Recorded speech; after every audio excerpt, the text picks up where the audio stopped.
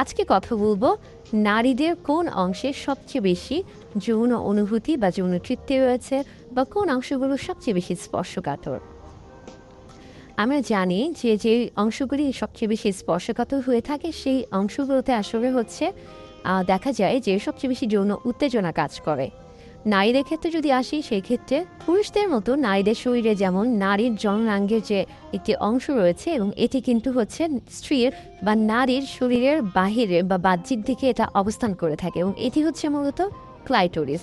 ক্লাইটোরিসের মধ্যে কিন্তু অনেক বেশি যৌন উত্তেজনা কাজ করে থাকে, অর্থাৎ নারীর শরীরের মধ্যে খুব উত্তেজনামূলক অংশের মধ্যে একটি হচ্ছে ক্লাইটোরিস। ক্লাইটোরিস ছাড়াও কিন্তু আরও বেশ কিছু অংশ রয়েছে, যেমন আমরা বলে থাকি যে হচ্ছে জি স্পট।